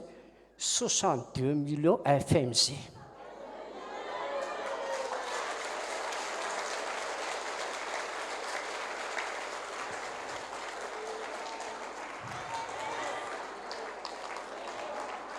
ianao le mijery io koa anatin'ny fahita ao amin'ny Facebook ianao ihany koa zany amen tamin'ny herinandro ambony tonga dia anangana trano le ranabavy tsofina rano vita ny tsodrano dia efa mamitsangana ny trano so tsy miangatra Andriamanitra tompoko mahatonga an'Andriamanitra hoe ohatra miangatra satria tsy amin'ny finoana hoe fa androany raha misy olona ho be finoana sy tompo finoana ianao io dia alao le mahita ihany ko amin'ny Facebook io ianao io zany amen satsa amen alleluia aloha ihany ko ngetsika hijery finoana zay zao ny finoan'izy mindrala reto le jamba tena nyteny mihitsy ny tompo hoe tongava aminareo araka ninona ozy araka ny finoanareo raha ohatra zany ny tsara velatsy izy mindrala hoe eny miny zay maimaika fotsiny fa tsisy finoana na metraha-tanana mahita venareo ohatra ny tena mbola tsy mahita ohatra mbola tsy mahita satria tsisy finoana fa ianao zay tombo finoana androany anampinoana androany ahita ianao ahita mbola zavatra tsy ndraisinao hatramin'izay iza zay olona zay izy zay olona zay tonga avy aminao araka zao tsy angatanana nataonao zao araka zay ny teneninao zay mahita amin'ny Facebook ihany ko ho tanteraka aminao za amen ijery fitahina finoana spesial anankiray itsika ty indray finoana spesial finoana miavaka marika toko fahadimy vakina eny andiny fahadimy roapolo ny ten'Andriamanitra amin'ny anaran'i Jesosy ary nisy vehivavy anankiray zay efa naroaroambe folo taona sady efa niaritra zavatra be tamin'ny mpanao fanafody maro ka nandany ny fananany rehetra nefa tsy nety sitrana vao maika ny anarary kokoa azy ko rehefa nahareny amin'i jesosy izy dia nakao ivoany namaky ny vahoaka ary nanindry ny lambany fa hoy izy na dia ny fitafiniana azy no voatendrika dia ho sitrana ary niaraka tamin'izay dia ritra ny loharanona retiny ka tsaroany tao amin'ny tenany fa sitrana izy ary niaraka tamin'izay dia fantatry jesosy fa nisy hery miala taminy dia niodina teo vovoan'ny vahoaka izy ka nanao hoe iza izany nanindry ny lambako izany fa hoy ny mpianany taminy hitanao zao vahoaka mifanety aminao zao ka hoy ianao va izany nanendry aho ary nijery manodidina izy izany vehivavy izay efa nanao izany fa raiky tahotra sady torakovitra raha vehivavy sady satria fantany izay nataony taminy ka dia nakeo aminy izy ka niekoaka teo anatreny ary nanambara tamin'ny marina rehetra ary hoy izy taminy anaka miara mamakytsika ny finonao na hasitrananao mandehana somatsara ary sitrana amin'ny aretinao amen vehivavy narary nandritra ny 12 taona nandeha raha hémorragie zany rehefa mamaky ny tenin'Andriamanitra dia gaga hoe inona ny antony tsy nahafatiny ity raha vehivavy ity nandritra ny 12 taona zay satria ny tompo manana programmany amin'ny olombelona rehetrarehetra izao zao dia tsy maty tao anatin'ny fotako fa voavonjy tamin'ny taona 1986 tamin'ny taona enina amin'ny valopolo sy sivanjato ny vonjeny tompo ianao tao anatin'ny karazam-potana sy tany karazana retina sy ditra maro tsy maty tamin'izany ianao fa mbola vonjeny tompo ianao aloha teraka kely hoan'ny tompotsika aloha tsara ny tompo amen dia za gaga mihitsy hoe raha masom-pahitana tokony faty ty olony ity satria narary izy nandritra ny 12 taona nandeha tamin'ny mpanao fanafody maro nandany fananany namidy daholo zay azo namidy lany ny volo namidy daholo zay azo namidy ny zavatra hita nefa ny anarary kokoa ary ny fananana lany ny tena ny anarary fa tamin'ny fotoanandro raika nisy nitsorovavim-belona taminy hoe jesosy no mpamonjy antsika zanak'olombelona tonga dia nangetaheta raha vehivavy hoe manaiky an'izany jesosy zany aho roviny zany no mba ho hitako fa natona azy aho satria fantatro fa izy sisa ny fanantenako tsy mahita fanantenana tsara tahaka an'izao ianao aza misy miala amin'i jesosy tsy noriavana fa tsy izy fiainana tsara tahaka ny ao jesosy na idika vianao na idika vanana amen tonga ny fotoana nandalova ny tao ny tanàna misy azy ny olona rehetra samy nakeny anoloan'i jesosy daholo fa nesika tamin'i jesosy ametro tana an'izay betsaka ny olona tamin'i jesosy tonga tetimbony tany ny akamaran'ny olona nanatona azy dia marary fafaritry ny devoly misy any apahany hafa fa izany ny tena betsaka ny olona zany manatona an' jesosy mpisesika eo anatrehan'i jesosy mifanety amin'i jesosy mba ho ametrahany tanana fa ty raha vehivavy ty kosana dia nanana finoana miavaka ny finoana miavaka nananany dia izao ozy izy hoe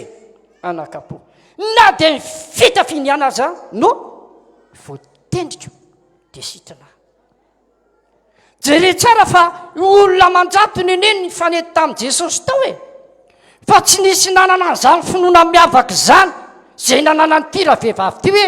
ny na rehefa tsy vita fametrahan-tanana satria be dia be ny olona manatona an' jesosy izy ihany koa mbola mety reradreraka no ny retina nahazo azy nandritra ny 12 taona ary misy arangamba mahafantatra azy hoe ty raha vehivavy ty tsy mbo miazakazaka makany aloha metrahan-tanana fa inona nataonyity mandady ataoriana an' jesosy ato na izay fotsiny ara dia efa miavaka engany ianao zay manatrika eto anana finoana miavaka ianao finoana spesial amen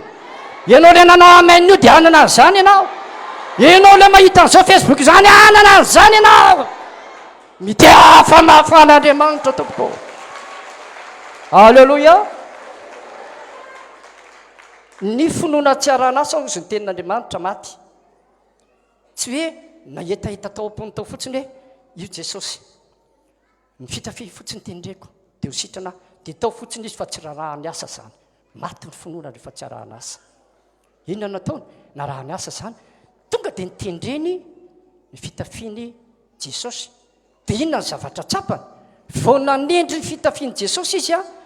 ka nanendry ny fitafiany lamban jesosy dia tsarony tao amin'ny tena aloha fa nitsahatra ilay hémorragie tsahatra ilay raha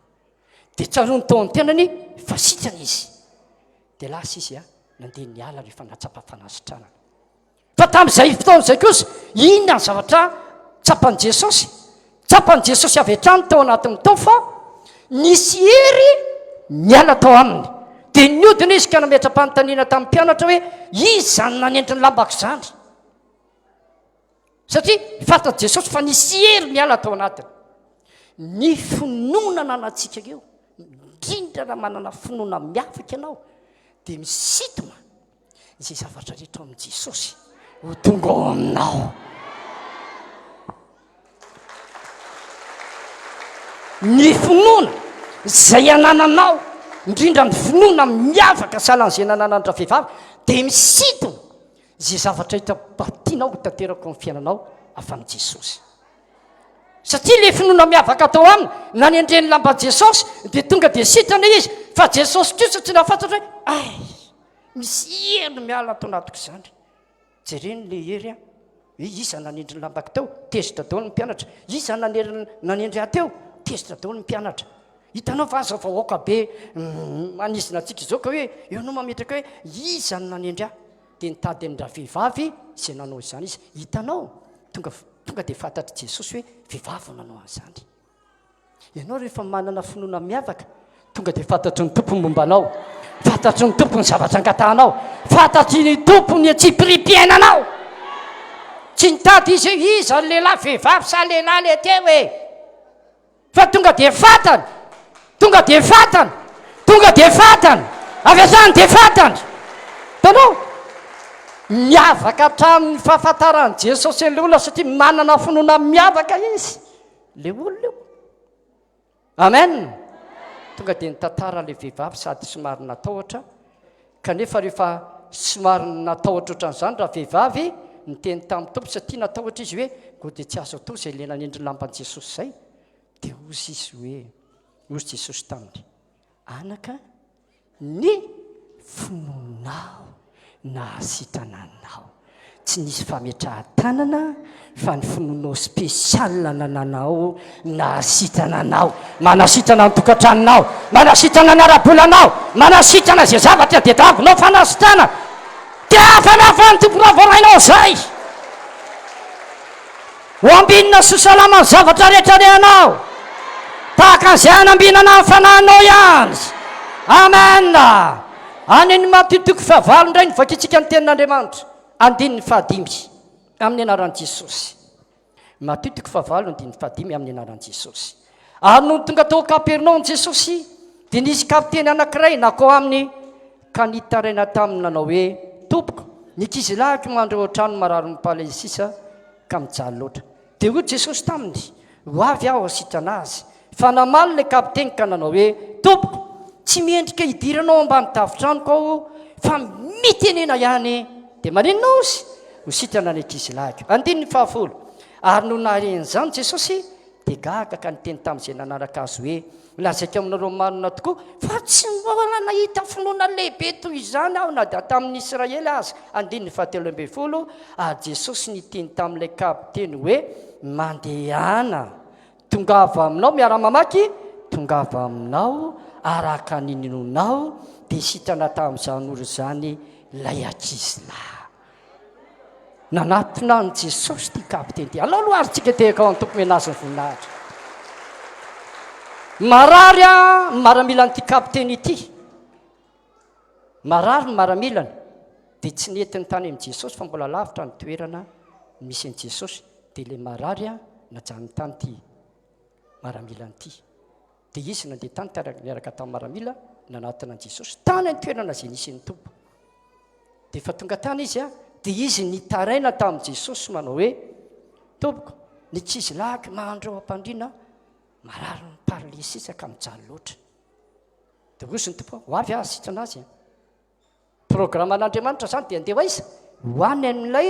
toerana misy an'ilay maramila n'ity kapiteny ity amiditra tanana aminy izay ny programme an'andriamanitra fa le kapiteny dia niteny tamin'ny jesosy manao hoe tsy mendrika idiranao ambany tafitrango ka fa zao mitenena ihany dia ho sitrana ny ankizy lahiko entonao miteny dia sitrana ny ankizy lahiko any fa tsy mila mandeha makany ianao jesosy voana ianao an'izany jesosy tonga dia gaga ny zavatra zay nataon'i jesosy tetỳ ambony tany dia mahagaga ny olona daholo gaga ny olona rehefa mahita zavatra ataon'i jesosy fa tamin'ity indray mitorako ity jesosy indray ny gaga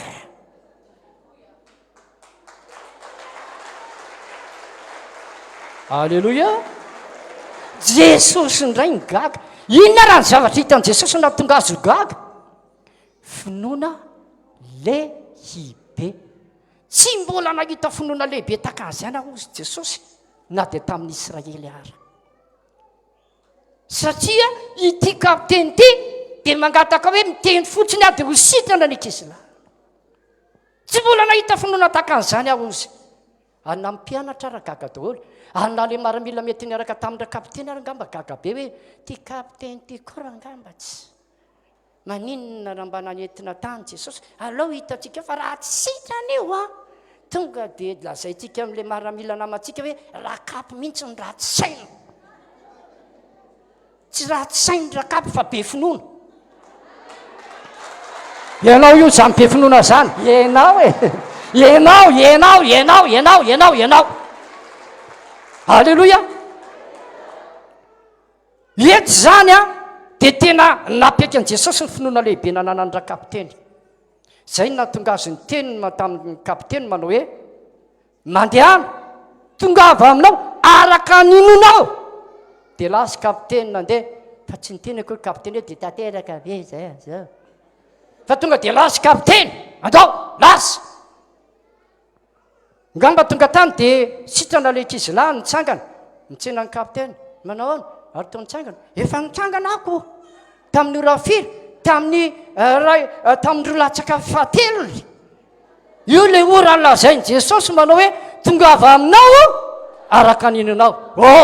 androanko raha manana finoana lehibe ianao engany ianao anina finoana lehibe dia andray zavatra lehibe ianao amen ka ny olona zay mba tianao hovonjina avy amin'ny alalanao sy ny vavaka ataonao sy ny fanirianao dia ho voavonjy miaraka amin'izay satria lehibe ny finoanao dia fanafan'andriamanitra raha ohatra voarainao izay amen finoana miavaka finoana lehibe finoana tsy nianahana izay nananandreo olona sy nijerentsika teo milohany amaranako azy dia hijery ten'andriamanitra isika ao marika toko fahenina io fafaranako ny fanambarana ny ten'andriamanitra inona ny zavatra ny sitata jesosy andininy voalohany fa singaniko fotsiny jesosy le tonga tany amin'ny tanàna nahabe azy tany nazareta dia nitoroteny izy efa nitoroteny tao amin'ny sinagoga izy tao amin'ny tanàna nahabe azy dia gaga daholo ny olona rehetrarehetra ohatra izy koa ty mba nitoroteny ity mifosa izy niteoteny io tsy ty ve le zanaka maria mpandrafitra ny reny tsy ty daholo ve ny raha lany sy ny anabaviny ka taiza koa raha nazahoan'le tian'izany fahendrena sy anaovany an'izao asa lehibe ataon'ny tanàn'izao le ty ozy nanefatevan'i jesosy tonga dia fantatry ny tompo moa ny zavatra nataon'izy ireo dia ozy ny tompo hoe tsy misy mpaminany tsy ajaina afa-tsy eo amin'ny taniny sy ny havany ary ny akakoniny ihany dia tamin'izay eo ny andiny fahadimy tsy nahazo nampiseho erekory izy teo afa-tsy nametraka ny taniny tamin'ny olona marary vitsy foana ka nahasitrana azy andiny fahenina ary gaga izy noho ny tsy finoany tanao tsy finoany reto dia nahagaga an' jesosy hoe tena tsy ninao mihitsy reto dia tsy nahazo nampiasa hery teo izy satria ny finoana ny tanana mandray, ny finoana ny tanana manolotra, ny finoana ny tanana mandray zay zavatra horaisitsika eo anatrehany tompo someny tompo atsika fa reo tsy nanana finoana fa nanevatevan'i Jesosy dia hitantsika tsy afaka nampiseho hery teo akory Jesosy, tsy maintsy mitombo ny finoanao. Amen, amen, amen. Na voan'ireo olona reo nge dia voasoratra mihitsy any amin'ny Korintiana 2:17 hoe fa finoana no andehanantsika fa tsy fahitana. Ny nazy tonga dia mifahitana ny hitana. Ity le zanaky Maria, zanak'ilay mpandrafitra, io ve zao tsy mahay mandrafitra? Hitako vao nandray tsofa mihitsy omaly. Mety nandray tsofa Jesosy zay fahitana zay ny hitana fa tsy fantany momba ny tompo. Tsy afaka nampiseho hery akory ny tompo, tsy afaka nampiseho hery akory izy, tsy afaka nampiseho hery na inon'inona akory Jesosy. Tanao koa fa ohatran'ny Zakaria zao rehefa niteneniny anjely izy tamin'izy nanao fanaty mpisoronana Luka 2:1-2 hoe hiteraka zazalahy ianao. Nga izy ninao an'izany, ahoana nafantarako fa hiteraka zazalahy zay mivady nefa zay efa antitra be, zay raha tamin'ny fahatana iray nangataka tsy nahazo. Ahoana namatarako an'izany? Tezitra ny anjely ny famantarana fa ho tanteraka amin'ny fiainanao zany satria mangataka ianao famantarana tsy mety mihiny, mivokatry ny tsy finoanao ozy dia izao mona ianao. Ny olona rehefa tsy ao ny finoana, ny olona mijoro vavim-belona nandray an'ilay zavatra spesiala tamin'ny Alahady 13 zao dia efa nandray sady tamin'ny Zomaky dia efa nandray. Izy tsy nanam-pinoana dia manatra an'izao ka dia inona le izy? Ka ianao tsy manana finoanako ary na famoahana devoly io ara tompoko any any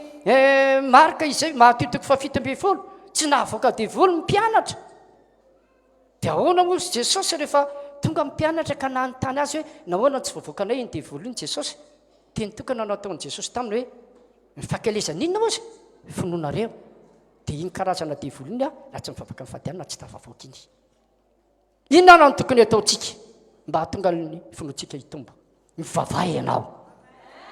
Mivavataka ny fivavaka ny apôstôly hoe tompo ampitombo ny finoanay. Oka tena mangataka amin'ny tompo anao, tompo ampitombo ny finoako. Amin'ny fomba ahoana ny ahafahan'ny tompo mampitombo ny finoantsika? Avy amin'ny alalan'ny toriteny. Romanina 2:7-7. Fa ny finoana dia avy amin'ny inona? Toriteny. Toriteny dia avy amin'ny teny Kristy. Izany dia maniatana antsika mba tena ahery amin'ny famonjena fitaom-pivoriana, aza fiarah-miangona sara amin'ny fanaon'ny sasany. Amen. Ary rehefa tonga ny toriteny dia oka angila tsofina tsara ianao dia raisy izay tenin'Andriamanitra ambaran'Andriamanitra aminao ao. Amen. Ozy ny tenin'ny tompo any Hébreo 4:7 hoe ny oloko marina ozy dia velon'ny finoana. Inona ny velomantsika? Ny tenin'Andriamanitra. Mateo 4:4-5. Ny tsy mofy ihany ny veloman'ny olona fa ny teny rehetra alokon'ny vavan'Andriamanitra. Amen. Ary ny teny alokon'ny vavan'Andriamanitra araka izay voasoratra ny Luka 2:1-7 fa tsy izy tsy tanteraka teny rehetra ataon'Andriamanitra. Izay ihany tompoko ny fomba ahafahantsika mitombo finoana. Farany roay le fanahantsy finoana sy ny tahotra ary fanihan'ny fihananana dia roay daholo zany eo amin'ny finao. Roay ny devoly izay manosika ny teny tsy hanira homponao. Voninahitra dia ho an'ny tompo. Mivavaka tsika ara isaotran'ny tompo dia mivavaha ianao fa dia ao anatin'izay ihany koa aho rehefa vita ny vavaka ataonao dia hivavaka ho anao aho mba handray fanasitranana ianao, handray vahaolana ianao, handray fahagagana ianao, handray fitahiana ianao. Dia ho hitanao rehefa voavoly eo anatinao ny finoana dia ho tanteraka ilay tenim-pinoana nataoko teo amin'ny mampanompon'Andriamanitra amin'ny herinandroany afaka hijoro vavim-belona ianao. Ity semaine ray manontolo ity dia fanafahana hivavakantsika tompoko, hivavakantsika. Misaotranao ry Andriamanitra raiko, misaotra fanamasina dia raina sakalazaina anao tompo sady meko anao ny voninahitra. Jesosy hitanao ny sambatan'olona zay nandre zany teninao zany ny manatrika eto ny manaraka zao fandarana rehetra izao tompo hitanao ny etaetana ary mangataka izy ireo mba hitombo ny finoana izaho koa dia mivavaka ary mangataka aminao jesosy eo mba hitombo ny finoana anana etaetany amin'izany izy ianao fanamasina no mampahery azy sy manosika azy ka mba ho tonga amin'izany nisambatan'olona ahery amin'ny famakina ny teny ahery amin'ny famonjena fitaom-povoriana ka andray ny teninao tsy anahana satria ny teninao ny velomana ny teninao ihany koa jesosy eo no marina ary tsisy tsy hotanteraka ny teny aloako ny vavanao misaotra fa manefa ny etaetan'izao fiangonana izao anao androany kosa nandroanay ny fanahy tsy finoana fanahy tahotra fanahy fiananana ampiatao ny fonao ny tananao dia roa izay karazana fanaraty zay devoly zay manaisotra ny tenin'andriamanitra zay afafy dia roay amin'ny anarany jesosy efa ny nazareta miandidiko ny fanahy tsy finoana rehetra biva mifaka amin'ny anarany jesosy miala tao miala ny fanahy fiananana miala ny fanahy tsy finoana miala ny fanahy tahotra roa didina amin'ny anarany jesosy akatoko amin'ny anarany jesosy mifarafahana fa ny satananiditra misaotra tompo misaotra fanamasina misaotra andriamanitra raika zay marary rehetra ampiatrao amin'ny faritra mararazy ny tanany hivavaka ao anao aho na ianao zay any tokantrano any ka mahatsapa marary ianao hikasika anao a ny fanamasina no ny finoana nanananao io dia vita zay a zay tsy marary kosa ampiatrao amin'ny fony ny tanany fa hivavaka ho azy amba hotahin'andriamanitra izy amin'ny anaran'i jesosy miandidiko ny devoly rehetra mpitondra retina na devoly inona na devoly inona karazana dia didiko amin'ny anaran'i jesosy efa ny nazareta biva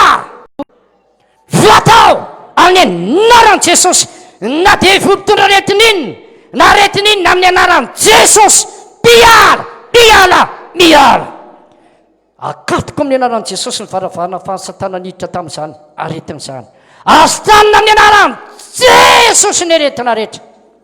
sitrana ny aretina rehetra amin'ny anaran'i jesosy raisa ny fanasitranana izany amin'ny alalan'ny finoana izay efa nitombo tao anatinao zay manana olana ampiatrao ny fony tanany amin'ny anaran'i jesosy ny angatahako eto anatrehanao tompo zay rehetra manana olana ara-tokantrano ara-panambadiana ara-bola ara-kasa ara-pianarana ny angatahako tompo dia ny amahanao ny olana amin'izao rasy fotoana izao ka na inona karazana olana na inona karazana olana dia mivazana amin'ny anaran'i jesosy amin'ny anaran'i jesosy mivataolo ny olana eo amin'ny fiainana na inona zany karazana olana zany na inona zany karazana olana zany ary devoly mpitondra n'izany loako amin'ny anaran'i jesosy misaotra tompo tapaka ny ozina rehetra na amin'ny aretina na ozina nisy tany andrasambe tany dia tapahako sy fanako amin'ny anaran'i jesosy saotra raiko saotra ny amin'ny zavatra rehetra zay menao amin'ny anaran'i jesosy naovana sy ametrany zany vavaka fanafahana sy tsotra an'izany sika rehetra araka teny hoe hitehantananao amin'ny tompontsika voninahitra dia azy mangataka zany a andreto dia reto amarana ny fotoana hitehaka mafitsika tompoko hitehaka mafitsika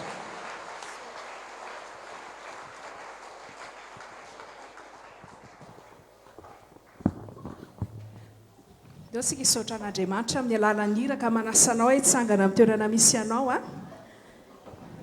iarahantsika manao amin'ny feo mahery le isaorana ny anaran'ny tompo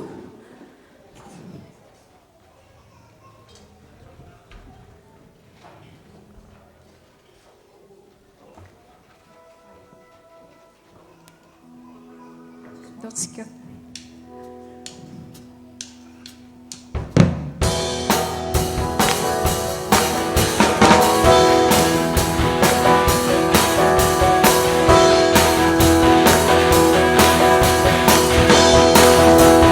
Sarana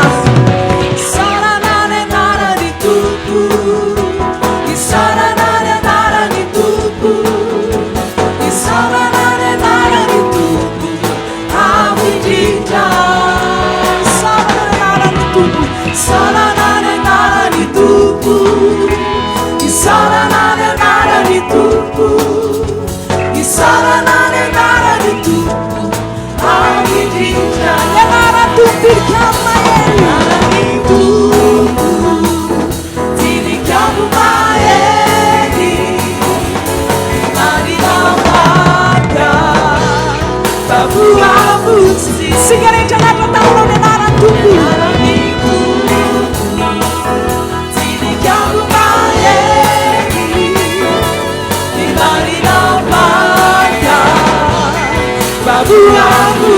Amesika ihany isarana ny anaran'ny Tompo. Isarana ny anaran'ny Tompo. Isarana ny anaran'ny Tompo. Isarana ny anaran'ny Tompo. Avo indrindra. Isarana ny anaran'ny Tompo. Isarana ny anaran'ny Tompo. Isarana ny anaran'ny Tompo. Isarana ny anaran'ny Tompo. Avo indrindra. Ny anaran'ny Tompo. Ny anaran'ny Tompo. Tilikambo maheny. Marina marina. Tabuabuzi. Ny anaran'ny Tompo. Ny anaran'ny Tompo. Tilikambo maheny. Marina marina. Tabuabuzi.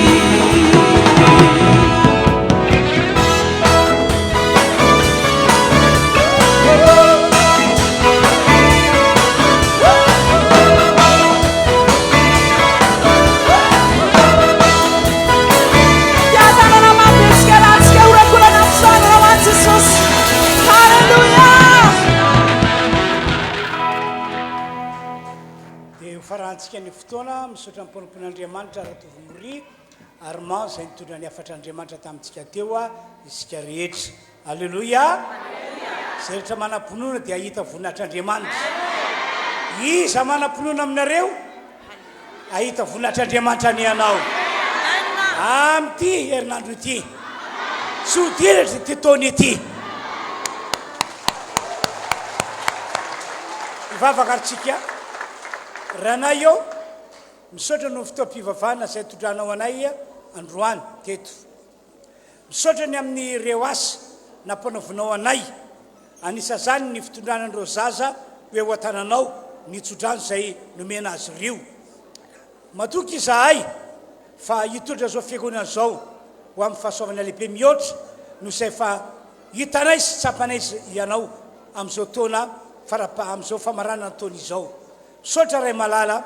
amin'ny anaran'i Jesosy. Amen. Dia miravy zantsika tompoko.